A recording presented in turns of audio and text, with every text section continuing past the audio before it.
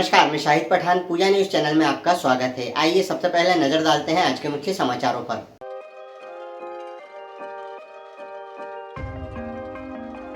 Collector और police अधीक्षक की अध्यक्षता में गरबा आयोजनकर्ताओं के साथ एक विशेष बैठक पुलिस कंट्रोल रूम पर आयोजित की गई।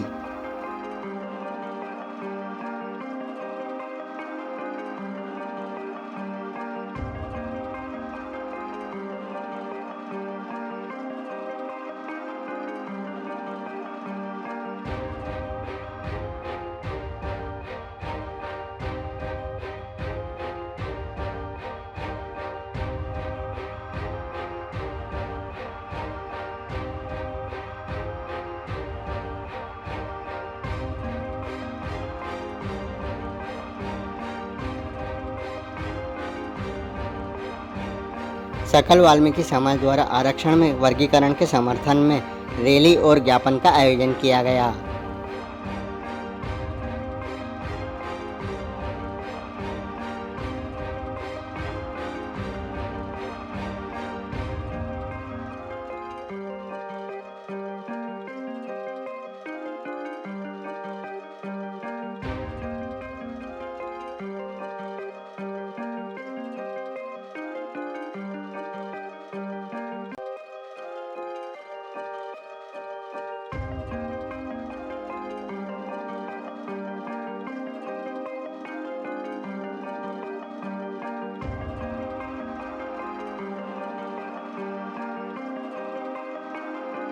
पुरानी पेंशन बहाली की मांग को लेकर कलेक्टर कार्यालय पर ज्ञापन सौंपा गया।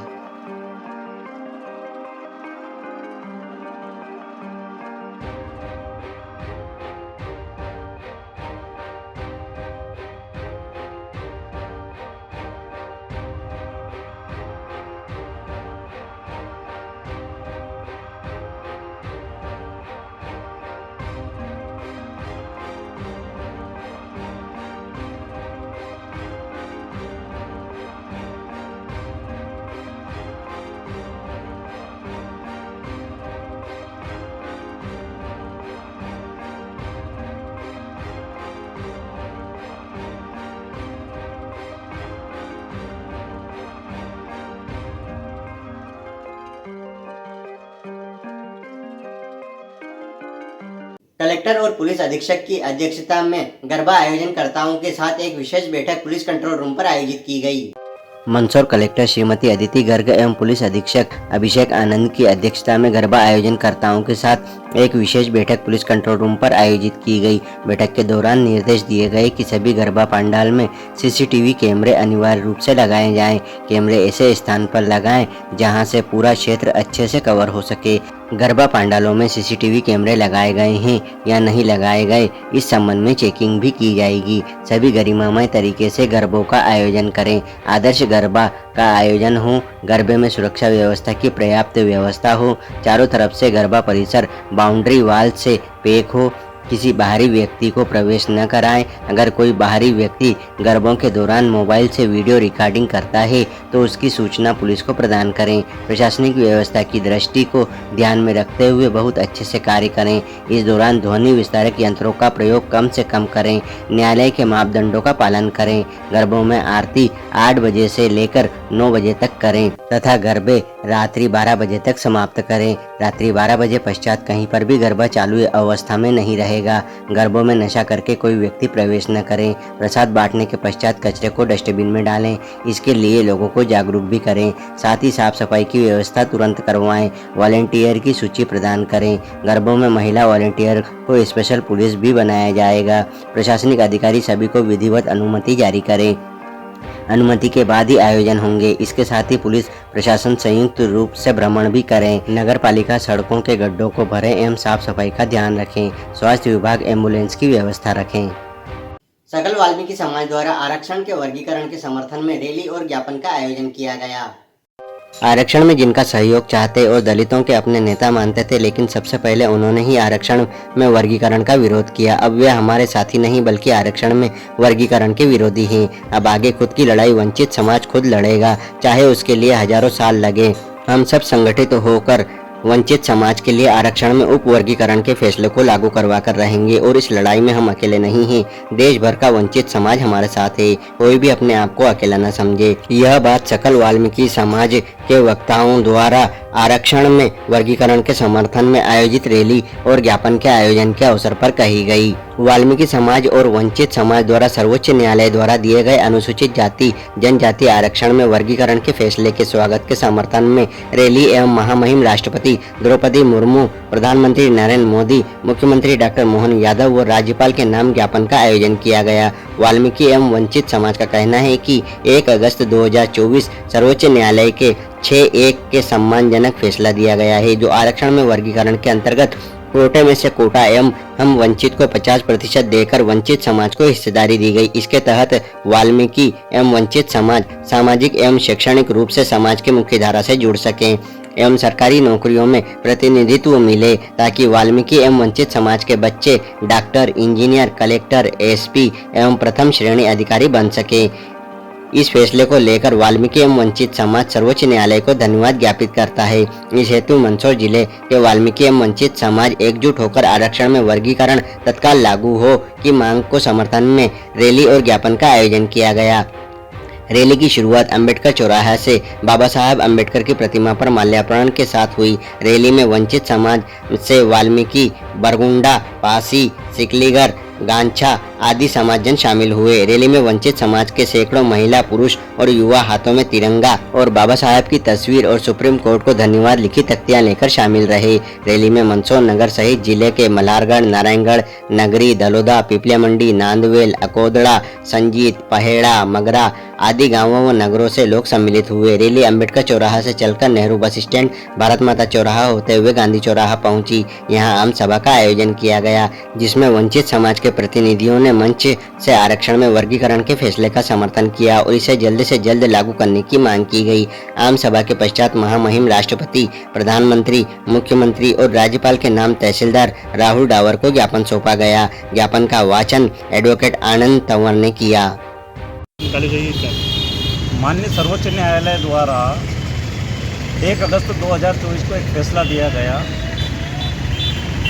कि आरक्षण में वर्गीकरण होना चाहिए।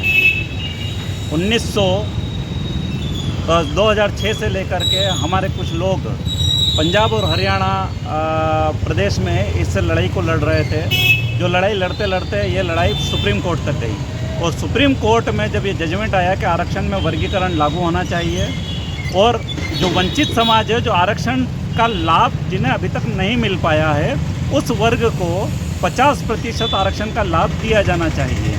सुप्रीम कोर्ट ने ये भी कहा कि जो राज्य सरकारें हैं वो अपने स्तर पर समितियां बना करके आरक्षण से वंचित जातियों को सम्मिलित करके उनके कमेटी बना करके और आरक्षण का लाभ उन्हें दे।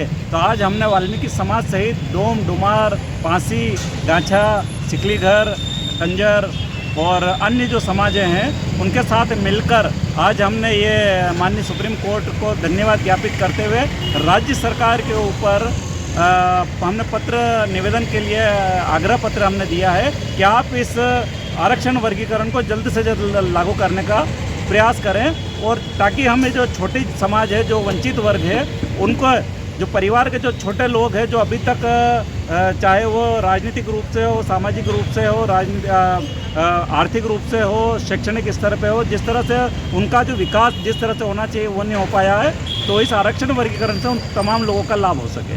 क्या नाम आपका? संदीप कुमार सलोद। किया गया है, किस प्रकार से रैली निकाली गई, क्या कहना? आज माननीय सर्वोच्च न्यायालय द्वारा 1 अगस्त 2024 को जो आरक्षण में वर्गीकरण का फैसला दिया था, आज उसके सुप्रीम कोर्ट के समर्थन में आज विशाल रैली वाल्मीकि एवं वंचित समाज द्वारा निकाली गई और राष्ट्रपति, प्रधानमंत्री और मुख्यमंत्री के नाम ज्ञापन दिया गया।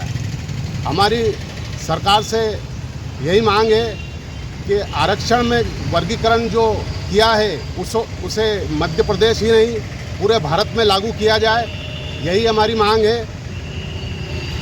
आज तक जो वंचित समाज और वाल्मीकि समाज इस आरक्षण से वंचित रहा है, कहीं न कहीं उनका दमन हुआ है। आज सुप्रीम कोर्ट द्वारा जो आदेश हुआ है संवैधानिक, उसका हम सम्मान करते हैं और शासन से ये निवेदन करते हैं कि जल्द से जल्द इस आरक्षण में वर्गीकरण को लागू किया जाए। क्या नाम आपका? मेरा नाम विनोद खेरालिया, सामाजिक कार्यकर्ता, वाल्मीकि समाज। राष्ट्रीय पुरानी पेंशन बहाली की मांग को लेकर कलेक्टर कार्यालय पर ज्ञापन सौंपा गया। राष्ट्रीय पुरानी पेंशन बहाली आंदोलन के राष्ट्रीय आह्वान पर मध्य प्रदेश के 55 जिलों सहित भारतवर्ष के 950 जिला मुख्यालयों पर पुरानी पेंशन बहाली हेतु ज्ञापन सौंपा गया। इस अवसर पर पेंशन आंदोलन के प्रदेश उपाध्यक्ष ने अपने साथियों को संबोधित करते हुए कहा कि ईमानदारी से किया गया संघर्ष कभी व्यर्थ नहीं जाता है। पिछले 3 वर्षों से पुरानी पेंशन बहाली का आंदोलन जो पूरे प्रदेश में महाकुंभ के माध्यम से किया जा रहा था, जिसके अंतर्गत मंदसौर जिले से उज्जैन महाकुंभ में लगभग 4000 से अधिक अध्यापक साथी सम्मिलित हुए थे और उस महाकुंभ में पूरे उज्जैन संभाग के लगभग 20 से 25 हजार एनपीएस पीड़ित कर्मचारी उपस्थित हुए थे। उसके बाद आप और हम सब ने लगातार संघर्ष किया। ब्लॉक व मंदसौर जिला मुख्यालय पर धरना प्रदर्शन, रैलियां आयोजित की गई और 3 अक्टूबर 2023 को राष्ट्रीय आह्वान पर दिल्ली के रामलीला मैदान में लगभग 12 लाख एनपीएस पीड़ित कर्मचारियों द्वारा अपनी आवाज बुलंद की गई थी। उसी का परिणाम है कि आज भारत सरकार को एनपीएस स्कीम के बजाय यूपीएस स्कीम लेकर आना पड़ा। लेकिन साथियों, यूपीएस भी हमारे लिए फायदेमंद नहीं साबित हो रही है। उसमें भी बहुत सारी कमियां हैं। यदि वह कमियां दूर नहीं होती है तो यह योजना हमारे लिए किसी काम की नहीं है। हम तो सरकार से यही मांग करते हैं कि हमें न तो एनपीएस चाहिए न यूपीएस चाहिए, हमें तो वही पुरानी पेंशन ओपीएस चाहिए। और आने वाले समय में हमें 15 दिसंबर 2024 को दिल्ली में पुनः एक इतिहास रचना होगा। इस बार देश भर के लगभग 30 से 40 लाख एनपीएस पीड़ित कर्मचारी एकत्रित होंगे और पुरानी पेंशन की आवाज को बुलंद करेंगे। आप भी मंदसौर जिले से अधिक संख्या में दिल्ली पहुंचकर अपना योगदान दें और पुरानी पेंशन की आवाज को बुलंद करें। उज्जैन संभागीय उपाध्यक्ष चंद्रप्रकाश जैन ने कहा कि भारत सरकार यदि अपनी पुरानी पेंशन लागू भी कर देती है तो मध्य प्रदेश के शिक्षा विभाग के नवीन संवर्ग के शिक्षकों को इसका लाभ नहीं मिल पाएगा, क्योंकि शिक्षा विभाग के समस्त नवीन संवर्ग के शिक्षक साथियों की IFMS में नियुक्ति दिनांक 1/7/2018 अंकित कर रखी है, जिससे हमारी सेवा अवधि की गणना नियुक्ति दिनांक से नहीं हो पाएगी। 20 वर्षों की सेवा शून्य साबित हो रही है, इस कारण हमें पेंशन का लाभ नहीं मिल पाएगा। इस अवसर पर पेंशन आंदोलन के प्रदेश महामंत्री व प्रदेश उपाध्यक्ष गजराज सिंह सिसोदिया, उज्जैन संभागीय उपाध्यक्ष चंद्रप्रकाश जैन, जिला संयोजक अनिल सांखला, जिला उपाध्यक्ष कीर्तिपाल सिंह सिसोदिया, जिला सचिव हेमंत सुथार, जिले के वरिष्ठ कैलाश चंद्र गुप्ता, नेपाल सिंह राणावत, मलारगढ़ पेंशन आंदोलन ब्लॉक अध्यक्ष दीनदयाल सिंह शक्तावत, मोर्चा ब्लॉक अध्यक्ष प्रहलाद खटोड़, कार्यकारी ब्लॉक अध्यक्ष विनोद चौहान, दलोदा ब्लॉक अध्यक्ष गोपाल सिंह आजना, वरिष्ठ खेल शिक्षक रघुवीर मालवी, महिला मोर्चा की वरिष्ठ श्रीमती विमल वाणी दुबे, श्रीमती ज्योति चौहान, श्रीमती लीलावती सिसोदिया, श्रीमती किरण भाटी, श्रीमती सुशीला पालड़िया, श्रीमती बिंदिया चौहान, श्रीमती कविता जैन, श्रीमती आशा मेहता, अध्यापक साथी प्रदीप जाटव, गोपाल कृष्ण, राजेंद्र पांडे, गुणवंत Jain, Badrilal किटकर, Parasmal, BL सीनम, RN Patidar, R Yadav, Mahendra Singh Tomar, SK Gupta, Jagdish Sharma, Deendayal बैरागी, धर्मेंद्र चौहान, बलवंत चढ़ावत, हितेश धनोतिया, मेघला सिंह सिसोदिया सहित साथी उपस्थित रहे। सर, ज्ञापन दिया गया, किन बातों को लेकर दिया गया? सर, NMOPS के राष्ट्रीय आह्वान पर भारत के 543 जिलों में एक साथ आज ज्ञापन दिया है, जिसका मुख्य उद्देश्य है हमें OPS के बजाय यूपीएस के बजाय OPS दी जाए, क्योंकि यूपीएस में कई खामियां हैं, जबकि OPS में पारिवारिक पेंशन योजना लागू है। हम भारत सरकार से मांग करते हैं कि यूपीएस के बजाय हमको OPS दिया जाए। साथ ही साथ क्योंकि हम 1998 से कर्मचारी हैं, लेकिन IFMIS में हमारी नियुक्ति जो 1/7/18 कर दी गई है, इसलिए कारण से हमारी 20 साल की वरिष्ठता खत्म हो गई है। तो मध्य प्रदेश शासन से भी ये मांग करते हैं कि हमारी वरिष्ठता नियुक्ति दिनांक प्रथम नियुक्ति दिनांक से मान्य करते हुए IFMIS में भी वो दर्ज करने का कष्ट करें। साथ ही साथ 12 और 24 साल की कर्मबंदी का भी शासन ने आदेश कर रखा है, लगभग 1 साल हो चुका है। उसके बाद भी हमारे जिले के अधिकारी कहीं न कहीं उस चीज़ को गति नहीं दे पा रहे हैं। इसलिए माननीय जिलाधीश मैडम से हमने निवेदन किया है कि शीघ्र से शीघ्र प्रति और प्रथम और द्वितीय वेतन वृद्धि लगा करके हमें वेतनमान का लाभ दिया जाए और साथ ही साथ 7वें वेतनमान की 5वीं किस्त बकाया जिले में वो भी दी जाए और साथ ही दोनों हमारे क्रमोन्नति है, प्रथम 12 वर्ष की और 24 वर्ष की दी जाए, इसको लेकर के हम आज एक ज्ञापन माननीय जिलाधीश मैडम को देने आए हैं। आपका नाम और पद? गजराज सिंह ससुजा, प्रांतीय महामंत्री NMOPS एवं प्रदेश उपाध्यक्ष राष्ट्रीय संघ मध्य प्रदेश। ज्ञापन दिया गया है, किन लोगों द्वारा दिया है, किस बात को लेकर दिया? ये प्रांतीय उपाध्यक्ष शिक्षक संघ द्वारा एक ज्ञापन आज दिया गया है कलेक्टर महोदय को। इसमें क्रमोन्नति और 7वें वेतनमान की मांग की गई है और NPS धारी नियुक्ति है जो जिनकी वो ओल्ड पेंशन पाने के लिए एक ज्ञापन दिया गया है। सर, ज्ञापन दिया गया है, किन बातों को लेकर? जी, ज्ञापन दिया गया है, किन बातों को लेकर? सर, OPS के लिए भी है, स्थानीय समस्या के लिए भी है, लेकिन हम मुख्य रूप से मध्य प्रदेश शासन से ये चाहते हैं कि यहाँ पर मध्य प्रदेश में 1998 से हम लोग लगातार कार्य कर रहे हैं। 98 के बाद 2007 फिर 2018 हमारा पदनाम बदलकर हमारी 20 वर्षों की सेवा को शून्य कर दिया गया है। उसकी वजह से केंद्र शासन या मध्य प्रदेश शासन UPS कह दें या OPS कह दें, जो भी भविष्य में लागू करती है, तो हमारे 20 साल की सेवा शून्य हो जाती है। उससे हमें एक बहुत बड़ा आर्थिक हानि होती है, हमारी पेंशन कम बनेगी और साथ ही हमें ग्रेजुएटी का लाभ भी नहीं मिलेगा। तो हम सब के सब साथी मध्य प्रदेश के चाहते हैं कि जितनी जल्दी इसे शीघ्र हो सके तो हमारी वरिष्ठता जो हमारी प्रथम नियुक्ति दिनांक है उसे लागू करने का कष्ट करें, ताकि हम हमारे सभी लोग उसका लाभ उठा सकें। आपका नाम और पद? चंद्र प्रकाश जैन, NMOPS के संभागीय उपाध्यक्ष। चलते चलते एक बार फिर से नजर डालते हैं आज के मुख्य समाचारों पर।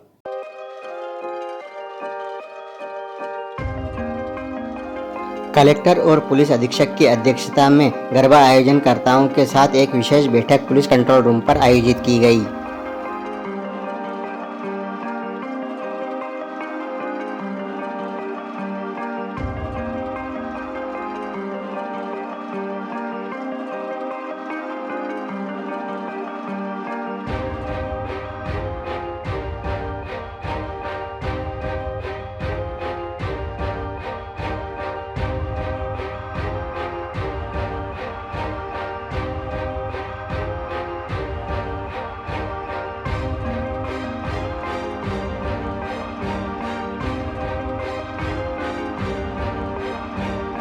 सकल वाल्मीकि समाज द्वारा आरक्षण में वर्गीकरण के समर्थन में रैली और ज्ञापन का आयोजन किया गया।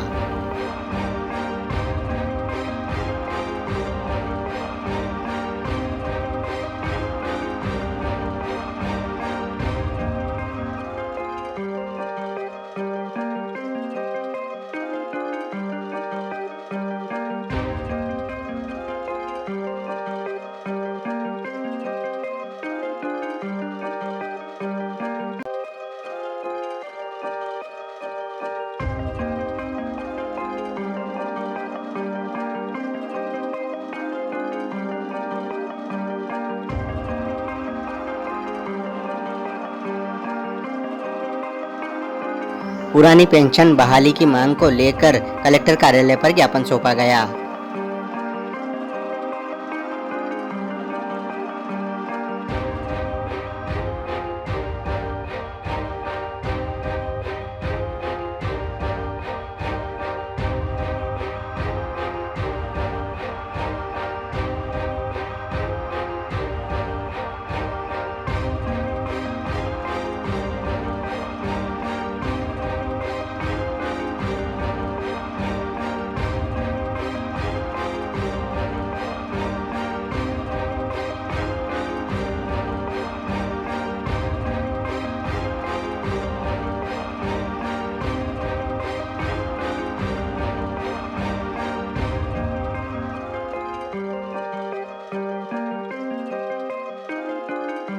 तो ये था अब तक के मुख्य समाचार। फिर होगी मुलाकात कुछ नई खबरों के साथ, तब तक के लिए दीजिए इजाजत। नमस्कार।